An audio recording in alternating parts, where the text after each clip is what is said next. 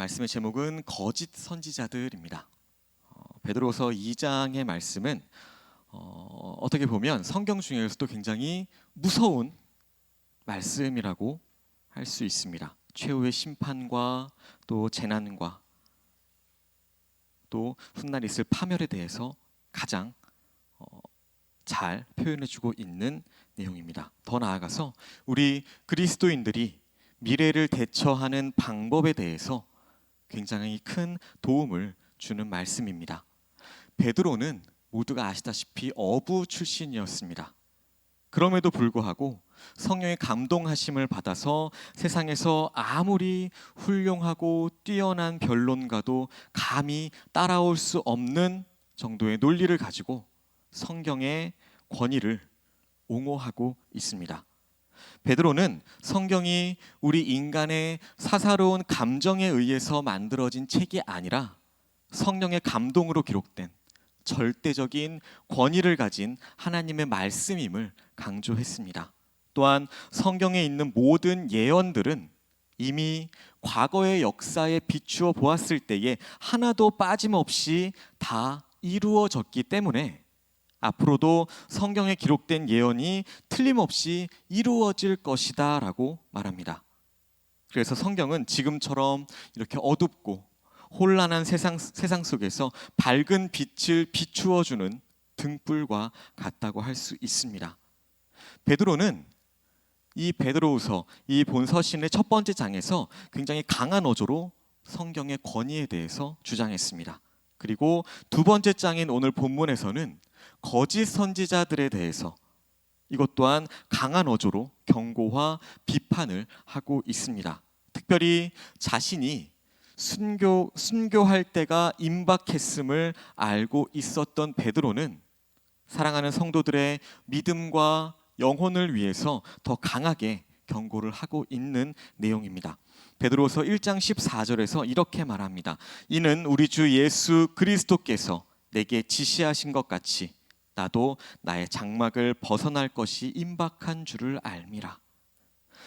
성도들을 향한 염려와 또한 성도들을 바라볼 때에 애타는 그 마음으로 베드로는 오늘 본문에서 거짓 선지자들의 특성을 아주 신랄하게 비판하고 있습니다. 지금 우리 한국 교회에도 많은 사람들이 거짓 선지자들의 속임수에 넘어가서 멸망의 길로 걸어가고 있습니다. 따라서 오늘 우리 믿음의 성도들도 오늘 말씀에 기록된 내용에 귀를 기울여서 잘 들어야 할 필요가 있는 것입니다. 이 시간 베드로가 우리에게 전해주는 그 말씀을 통해서 항상 영적으로 깨어 기도하는 가운데 거짓 선지자들의 그 잘못된 가르침에 유혹되지 않고 항상 지혜롭게 살아가는 저와 여러분들이 되시기를 소망합니다. 먼저는 신약 성경의 그 세계관에 대해서 한번 살펴보겠습니다. 우리가 성경의 세계관을 한마디로 요약하면 세상은 영적인 전쟁터라는 것입니다. 영적인 싸움이 치열하게 벌어지는 현장이라고 하는 사실입니다. 예수님의 설교를 봐도 초대교회 사도들의 설교나 편지에 나타난 내용의 그 공통점을 보면 바로 마귀의 세력이 하나님의 나라에 끊임없이 도전하고 있다라는 것입니다.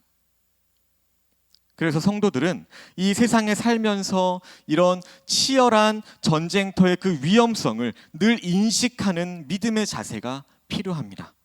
이것을 망각하고 살아가는 것보다 더 어리석고 위험한 일은 없을 것입니다.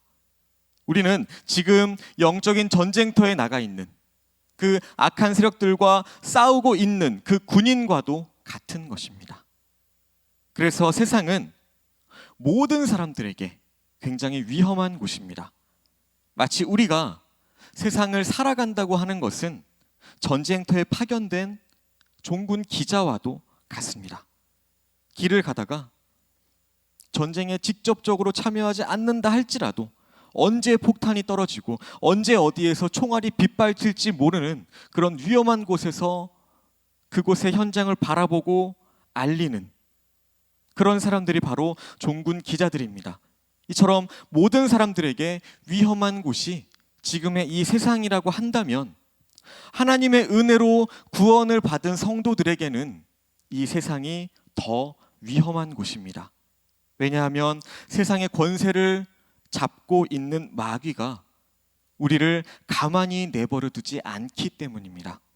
어떻게 해서라도 예수님을 믿는 그 그리스도인들을 넘어뜨리기 위해서 안간힘을 쓰고 있기 때문입니다. 지금도 마귀는 우리가 하나님의 말씀에서 멀어지게 하기 위해서 갖은 노력들을 다 하고 있습니다. 우리 그리스도인들을 교회로부터 멀리 떨어지게 하기 위해서 온갖 수단과 방법을 가리지 않고 있습니다. 그래서 성도들은 내가 지금 영적으로 이렇게 치열한 전쟁터에 놓여져 있다는 사실을 알고 깨어 기도하는 삶을 살아가야 합니다. 바로 이런 교훈을 위해서 베드로가 오늘 본문을 통해 강력하게 말씀하고 있습니다. 예수 그리스도의 피값으로 세워진 교회의 가장 위험한 존재는 거짓 선지자들로부터 오는 위험입니다. 교회 안에서 몇몇 사람들이 말썽을 피우거나 문제를 일으키는 것, 다투고 헐뜯는 것, 그리 큰 어려움이 아닙니다. 얼마든지 교회 안에서 있어 왔고 있을 수 있는 일들입니다. 하지만 그것보다 더 큰, 가장 큰 어려움은 거짓 선지자들로부터 찾아오는 잘못된 가르침입니다. 그것이 초대교회 때뿐만 아니라 오늘날 교회에 있어서도 가장 큰 위험 요소입니다. 지금 유럽의 교회들을 보시면 너무나도 안타깝습니다. 사람들이 교회로 나오지 않습니다. 그 원인이 바로 교회 안에 들어온 그 거짓 선지자들의 잘못된 가르침에 많은 성도들이 넘어지고 실족했기 때문입니다. 그 결과로 교회가 흔들리게 되었고 유럽의 많은 교회들이 정말로 초라한 교회로 그렇게 전락해버리고 말았습니다. 그래서 거짓 선지자들로부터 오는 잘못된 가르침, 이것은 우리에게 정말로 위험합니다. 따라서 베드로는 이런 위험성을 알고 오늘 본문 2장 1절에 이렇게 말합니다. 그러나 백성 가운데 또한 거짓 선지자들이 일어났었나니 이와 같이 너희 중에도 거짓 선생들이 있으리라. 여기서 우리가 주의 깊게 봐야 할 내용이 바로 단어의 시제입니다. 과거에도 거짓 선지자들이 있었고 앞으로도 계속해서 교회 가운데 나타날 것이다 라고 말하고 있습니다. 거짓 선지자들이 과거에도 있었고 앞으로도 있을 것이고 또한 지금도 계속해서 거짓 선지자들의 유혹이 나타나고 있다는 말씀입니다. 지금 베드로는 성도들을 향해서 구약 성경에만 보더라도 유대인들 사이에 얼마나 많은 거짓 선지자들이 있었느냐, 앞으로 너희들 중에도 거짓 선지자들이 계속해서 일어날 것이다, 이렇게 말씀하고 있는 것입니다. 그래서 오늘 저와 여러분들도 똑같이 정신을 바짝 차리고 이런 거짓 선지자들을 바르게 분별해야 합니다. 그렇게 정말로 지혜롭게 살아가는 저와 여러분들 되시길 소망합니다. 그렇다면 우리가 참 선지자와 거짓 선지자를 구별할 수 있는 기준이 무엇일까요? 그 기준에 대해서 베드로가 우리에게 가르쳐주고 있는 교훈이 무엇일까요? 여기에 대해서 먼저 부정적인 측면 먼저 살펴보도록 하겠습니다. 첫 번째로, 아무리 새롭고 현대적인 것이라고 할지라도 그것이 무조건 진리는 아니라는 것입니다. 오늘날 유럽의 그 많은 교회에 소위 현대신학이라고 하는 것들이 들어가서 마치 희생제물처럼 그렇게 되어버렸습니다. 유럽에 있는 신학교들도 마찬가지로 굉장히 공부를 많이 합니다. 하지만 그렇게 공부를 많이 했던 사람들 중에 일부가 교회를 망쳐버렸다는 것입니다. 오늘 베드로가 경고하고 있는 그런 거짓 선지자들이 되어버렸다는 겁니다. 그들이 주장하는 논리에는 이런 공통점이 있습니다. 어떻게 1세기의 복음이 과학과 학문이 고도로 발달한 지금 21세기에도 똑같이 적용될 수 있겠느냐라는 논리입니다. 물론 베드로가 살았던 그 당시 세계와 지금 우리가 살고 있는 21세기에는 엄청난 문화적인 또한 학문적인 차이가 있습니다. 또한 사고방식의 차이도 있습니다. 사람들이 먹고 마시는 음식부터 다르고요. 타고 다니는 교통수단도 다르고 입고 다니는 옷도 우리가 생활하는 하나하나가 다 차이가 있습니다. 하지만 인간의 가장 근본적인 문제는 1세기나 21세기나 별반 차이가 없다는 것입니다. 1세기보다 더 과거로 올라가서 아담과 하와가 가지고 있었던 문제나 지금 우리가 가지고 있는 문제가 별반 다르지 않다는 것입니다. 인간의 가장 근본적인 문제가 무엇일까요? 그것은 바로 죄에 대한 문제입니다. 사람들이 하나님을 거역하고 하나님의 말씀에 불순종하는 것입니다. 한마디로 모든 사람들이 마귀의 종노릇을 하고 있다는 것입니다. 이것이 시간과 공간을 초월해서 모든 사람이 가지고 있는 근본적인 문제입니다. 따라서 이런 근본적인 문제에 대한 해결책도 1세기나 21세기나 또 아담과 하와의 때나 거의 차이가 없습니다. 인간의 가장 본질적인 문제는 내가 죄인이라고 하는 사실입니다. 혹시 이 자리에 계신 분들 중에 나는 죄인이 아니다 이렇게 생각하시는 분들이 계신다면 왜 지금 이 자리에 교회에 나와왔는지 묻고 싶습니다. 또 나는 지금까지 살아오면서 단 한 번도 죄를 지은 적이 없다 이렇게 생각하시는 분들도 교회에 왜 나오시는지 참 궁금합니다. 우리가 이 시간에 왜 힘들게 나와서 이렇게 예배를 드리고 있을까요? 교회는 죄인들이 나오는 곳입니다. 예수님께서도 내가 의인을 부르러 온 것이 아니다라고 분명하게 말씀하셨습니다.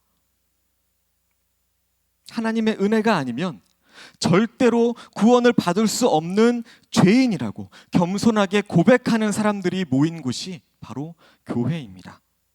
스스로 나는 죄가 없다라고 자부하는 사람은 결국에는 자신을 속이는 사람이고 하나님을 속이는 가장 어리석은 사람입니다. 우리 모두가 가지고 있는 문제, 가장 근본적인 문제, 이것은 바로 내가 죄인이다라는 사실입니다. 그렇다면 우리가 가지고 있는 이 근본적인 문제에 대한 해결책, 이것이 어디에 있을까요? 그 해결책은 바로 내가 나의 죄를 철저하게 깨닫는 것입니다. 더 나아가서 그 죄를 깨끗하게 씻어주시고 용서해 주시는 분이 오직 예수 그리스도밖에 없다는 사실을 믿고 예수님을 나의 구주로 영접하는 데에 있는 것입니다. 예수님을 마음에 영접한 사람에게는 하나님께서 성령을 보내주시고 또한 기쁨을 누리게 해주시고 완전히 이전과는 다른 새로운 삶을 살아가게 해주십니다. 또한 부활의 산소망을 품을 수 있게 해주시고 우리를 생명의 길로 인도해 주시고 영생이라는 하늘나라라는 가장 값진 선물을 우리에게 허락해 주시는 것입니다. 그래서 성도인 우리는 나그네와 같은 이 세상을 믿음으로 싸워서 반드시 승리하게 된다는 사실을 믿어야 합니다. 아무리 현대신학이라고 하는 것들 화려하고 멋지게 보인다고 할지라도 오직 진리는 예수님 한 분뿐입니다. 다른 어떤 것들도 예수님의 그 자리를 대신해 줄 수가 없는 것입니다. 오늘 이 자리에 함께 하신 저와 여러분들은 다른 신학이 아무리 듣기 좋은 가머니설로 우리를 유혹한다고 할지라도 거기에 절대로 넘어가는 것이 아니라 우리의 믿음을 오직 하나님의 말씀 위에 굳건하게 세워가시기를 소망합니다. 두 번째로 인기가 있는 가르침이라고 해서 그것이 절대적인 진리는 아니라는 것입니다. 거짓 선지자들도 사람들에게 인기가 많았습니다. 사람들을 끌어모으는 힘이 있었습니다. 그들도 하지만 대부분의 인기가 많은 것들은 가짜가 많습니다. 왜냐하면 세상에서 인기가 많다고 하는 것은 그만큼 세상적이라는 것을 증명해 주기 때문입니다. 그런데 진리는 어떤가요? 옳은 것임에도 불구하고 사람들에게 별로 인기를 끌지 못합니다. 예를 들면 구약 시대에 살았던 노아입니다. 당시의 사람들은 노아의 가족을 제외하고는 전부가 다 타락했었습니다. 창세기 6장 5절에 보시면 여호와께서 사람의 죄악이 세상에 가득함과 그의 마음으로 생각하는 모든 계획이 항상 악할 뿐임을 보시고 라고 말합니다. 이 말씀처럼 사람들이 하나님 앞에서 매우 타락한 삶을 살고 있었다는 것입니다. 그때 하나님께서 모든 인류를 멸하실 계획을 선포하셨습니다. 하지만 그런 경고의 메시지가 사람들에게 별로 설득력을 얻지 못했습니다. 또 소돔과 고모라가 멸망을 당할 때에도 하나님께서 사람들에게 경고의 메시지를 선포하셨습니다. 거기에 대해서 창세기 19장 14절에 보시면 이렇게 말합니다. 롯이 나가서 그 딸들과 결혼할 사위들에게 말하여 이르기를 여호와께서 이 성을 멸하실 터이니 너희는 일어나 이곳에서 떠나라 하되 그의 사위들은 농담으로 여겼더라 라고 말합니다. 롯이 아무리 심판에 대한 하나님의 말씀을 외쳐도 사람들은 귀를 기울이지 않았습니다. 심지어 이제 곧 가족이 된 그 사위들도 장인의 말을 아예 농담처럼 여겨버렸습니다. 그때 구원받은 사람이 몇 명이었나요? 겨우 롯과 롯이 사랑하던 두 딸밖에 없었습니다. 이런 사실들로 미루어 볼 때에 다수의 원칙이 절대적인 진리는 아니라는 것입니다. 아무리 다수의 사람들이 지지한다고 할지라도 예수님께서 우리의 구세주가 되신다는 그 진리는 절대로 바뀔 수가 없습니다. 우리는 다수를 따라서 악을 행하는 사람들이 아니라 말씀 위에 굳게 서서 행동하는 사람이 되어야 합니다. 훗날 주님이 우리를 인정하실 것인가? 이것의 여부는 우리가 주님 말씀에 근거해서 행동했는가? 이것에 달려 있습니다. 그래서 진리는 많은 사람들이 선호하고 좋아하고 따른다고 해서 그것이 반드시 진리가 아니라는 사실을 저 여러분들이 꼭 기억하시기를 소망합니다. 이런 사실에 대해서 예수님도 분명하게 말씀해 주셨습니다. 넓은 문으로 들어가는 사람이 좁은 문으로 들어가는 사람보다 낫다. 하지만 넓은 길로 들어가는 사람은 결국 멸망의 길로 들어선 것입니다. 세상의 길은 넓고 편해 보입니다. 좋아 보입니다. 하지만 예수님을 따라가는 길, 그 길은 좁고 힘들게만 느껴집니다. 세상 사람들은 넓은 길을 좋아합니다. 더 나아가서 그 길도, 그 넓어 보이는 그 길도 좁다고 여기면서 오히려 그 길도 더 넓히려고 노력합니다. 여러분들은 어떤 길에 서 계신가요? 어떤 길을 더 좋아하시나요? 예수님이 아니면 우리는 결코 천국에 들어갈 수 없습니다. 좁은 길로 가야 합니다. 길이 비록 힘들고 불편하고 어렵더라도 날마다 하나님과 동행하면서 끝까지 좁은 길로 향하시는 저와 여러분들 되시길 소망합니다. 그 길이 바로 나에게 생명의 길임을 분명하게 믿으시길 소망합니다. 세 번째로, 교회에서 가르친다고 해서 그것이 반드시 무조건 진리는 아니라는 것입니다. 교회라는 간판을 내걸었다고 해서 다 교회가 아니라는 것입니다. 교회에서 배웠다는 그 가르침이라고 해서 그것이 무조건 진리는 아니라는 것입니다. 이단들도 지금의 교회들과 똑같이 간판을 걸고 그들의 교리를 전합니다. 사도행전 20장 29절에 보시면 바울이 3차 전도 여행을 마치고 에베소 교회 장로들을 모아놓고 이런 말을 합니다. 내가 떠난 후에 사나운 이리가 여러분들에게 들어와서 그 양떼를 아끼지 아니하며 라고 말합니다. 교회 안에 거짓 선지자들이 들어올 것이라고 분명히 경고하는 말씀입니다. 성경은 하나님의 말씀입니다. 성경은 오류가 없는 하나님의 말씀임을 고백하는 믿음이 우리에게 있어야 합니다. 하지만 교회는 얼마든지 오류가 있을 수 있습니다. 때로는 교회가 사탄의 종노릇을 하는 경우도 있습니다. 지나온 역사들을 보시면 때로는 세상보다 교회가 앞서서 그런 일들을 자행했다는 그런 사실들을 증명해주고 있습니다. 성도들을 주님의 길이 아닌 멸망의 길로 인도했던 적이 숱하게 있어 왔습니다. 우리는 오직 하나님의 말씀만 붙들어야 합니다. 오로지 성경만이 오류가 없는 하나님의 말씀임을 믿어야 합니다. 어떤 이야기이든 성경에서 벗어난 이야기라면 우리는 믿지 말아야 합니다. 아무리 그 말을 전하는 사람이 신실한 사람이라고 할지라도 그의 말의 내용이 성경에 없는 말이라면 그것은 결코 진리가 아닐 것입니다.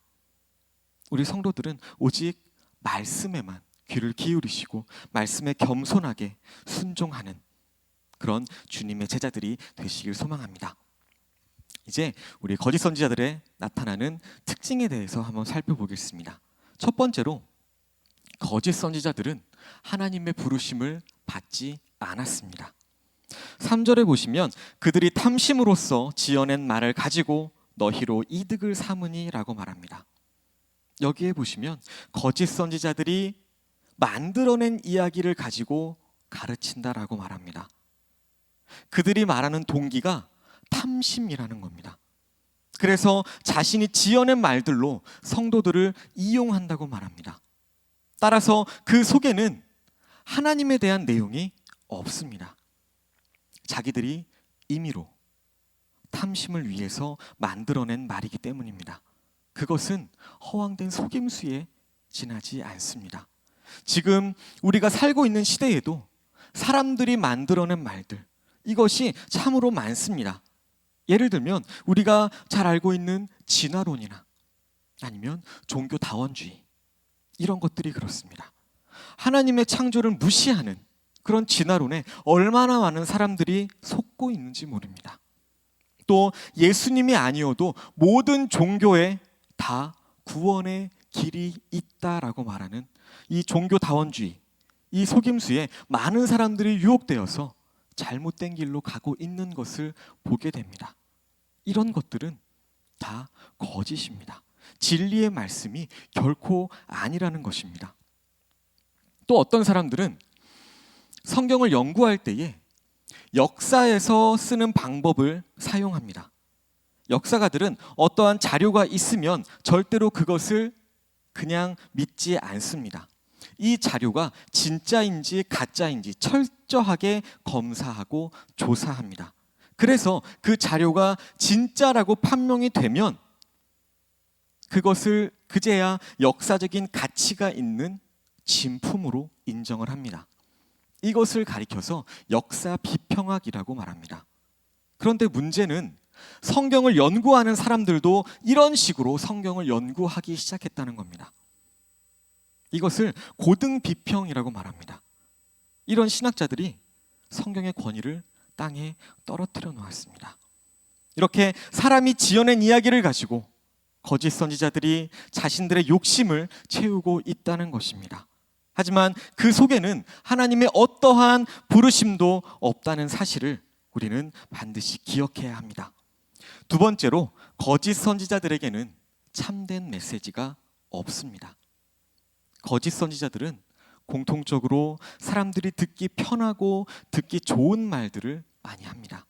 들어보면 순간적으로는 기분이 좋아지고 내게 유익한 것 같고 굉장히 괜찮게 느껴집니다. 하지만 그들의 말에는 사람들의 근본적인 문제에 대한, 그 죄의 문제에 대한 지적이 없습니다. 죄에 대한 문제나 심판에 대한 문제에 대해서 어떠한 언급도 하려고 하지 않습니다. 아니, 할 수가 없습니다. 왜냐하면 사람들이 자신들로부터 떠나는 것을 두려워하기 때문입니다. 하지만 죄는 우리에게 있어서 너무나도 중요한 부분입니다.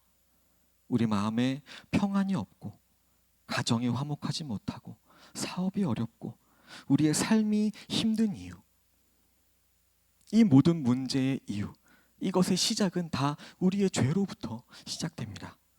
우리가 죄를 회개하고 돌아서지 않으면 죄가 우리 마음을 더욱더 조여오게 될 것입니다. 그래서 오늘 저와 여러분은 죄에 대해서 철저히 회개하고 돌아서시기를 소망합니다. 이런 믿음의 결단을 내린 성도들에게 하나님의 위로와 평안이 넘치게 될 줄로 믿습니다. 세 번째로, 거짓 선지자들은 하나님이 하신 일들까지도 다 부정합니다. 거짓 선지자들에게 왜 참된 메시지가 없을까요? 그 이유가 오늘 본문 1절 하반절에 나옵니다. 그들은 멸망하게 할 이단을 가만히 끌어들여 자기들을 사신 주를 부인하고 임박한 멸망을 스스로 취하는 자들이라 라고 말합니다. 거짓 선지자들이 하나님께서 하신 일들을 다 부정한다라는 것입니다. 거짓 선지자들은 이렇게 주장을 합니다. 예수님은 하나님의 아들이 아니다. 예수님은 유일한 구원의 길이 아니다. 예수님은 동정녀에게서 태어나지 않았다. 예수님을 믿지 않는다고 해서 하나님이 우리를 지옥으로 보내시지는 않는다.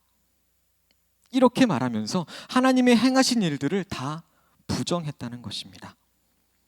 이것이 바로 거짓 선지자들의 주장입니다. 거짓 선지자들은 하나님이 하신 일들을 부정하기 때문에 어떠한 메시지도 전할 수가 없다는 것입니다. 네 번째로, 거짓 선지자들의 삶은 거짓되고 부패해졌다는 것입니다. 지금도 그런 사람들이 너무나도 많이 있습니다. 영적이고 은사가 많아서 하나님께 사랑을 많이 받는 사람인 줄 알았는데 알고 보니까 육적으로 굉장히 타락한 삶을 살고 있더라는 것입니다. 도덕적으로도 굉장히 부끄러운 행동을 하면서 살고 있더라는 겁니다. 이것이 바로 그들이 거짓 선지자임을 증명하는 것입니다. 따라서 그들이 가르치는 내용들도 다 거짓일 수밖에 없는 것입니다. 그러므로 우리가 더 이상 그들을 따라갈 필요가 없다는 것입니다. 오늘 본문 2절에 보시면 거짓 선지자들의 그 거짓되고 부패한 삶에 대해서 이렇게 말합니다. 여럿이 그들의 호색하는 것을 따르리니.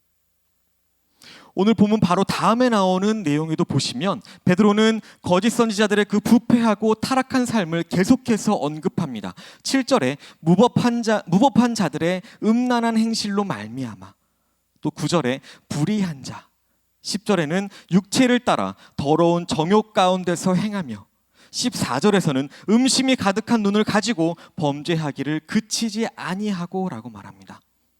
이렇게 거짓 선지자들의 부패하고 타락한 삶을 자세하게 말씀해주고 있습니다.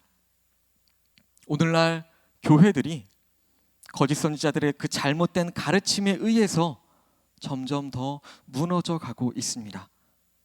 그 대표적인 경우가 아까도 말씀드렸던 그 유럽의 교회들입니다. 자유주의 신학, 해방 신학, 또 어디서는 흑인 신학, 신신학, 사신 신학, 온갖 그 신학이라고 하는 좋은 말들을 다 갖다 붙인 그 신학이라고 하는 그 말들, 거짓 선지자들의 잘못된 가르침에 속아서 많은 교회들이 문을 닫고 있습니다. 심지어는 그 교회가 술집으로 운영되기까지 한답니다. 그런데 더 문제는 지금 한국 교회에서도 그런 영향들이 서서히 나타나고 있다는 겁니다. 지금도 영적인 싸움이 이 세상에서는 치열하게 벌어지고 있습니다. 온갖 악한 것들이 계속해서 교회 안으로 침투해 들어옵니다. 그래서 우리는 말씀에 비추어서 잘못된 것이라면, 그릇된 것들은 절대로 받아들여서는 안 될 것입니다. 오직 우리 영혼을 살찌우는 그 생명의 말씀과 진리의 교훈에만 우리는 귀를 기울여야 합니다. 오늘 이 자리에 함께 하신 모든 성도님들, 올바른 분별력을 가지고 진리의 말씀을 쫓아가는 성도님들이 되시길 소망합니다. 말씀을 맺겠습니다. 우리 인간의 두뇌에는 우뇌와 좌뇌가 있다고 합니다. 우뇌는 지성을 담당하고요, 좌뇌는 감성을 담당한답니다. 사람들이 사진을 찍을 때만 해도 오른쪽으로 서게 되면 약간 지성적으로 차갑게 보이고요, 왼쪽으로 서면 감성적으로 좀 따뜻하게 보인다고 합니다. 우리 신앙생활도 이와 마찬가지입니다. 하나님의 은혜로 구원을 받고 예수님의 핏값으로 세워진 교회를 위해서 뜨겁게 헌신하고 봉사하는 삶은 우리 성도들에게 있어서 굉장히 귀하고 아름다운 모습입니다. 하지만 우리가 신앙생활을 함에 있어서, 교회를 향하여 뜨겁게 헌신하고 봉사하는 삶에 있어서 너무 한쪽으로 치우쳐서는 안 된다는 것입니다. 너무 감정적으로 치우치거나 너무 지식적으로만 치우쳐서도 안 된다는 것입니다. 때로는 그 냉정함으로 우리 자신의 신앙을 객관적인 입장에서 점검해 볼 필요가 있다는 것입니다. 그래서 오늘 저와 여러분들은 뜨거운 감성의 은혜와 또 냉철한 지성의 은혜가 적절하게 조화를 이루면서 오직 하나님의 말씀, 진리의 말씀만 쫓아가는, 그래서 어떤 거짓, 어떠한 이단도 감히 넘보지 못하는 그런 믿음의 사람들이 다 되시기를 예수님의 이름으로 간절히 소망합니다. 이 시간 함께 기도하시겠습니다.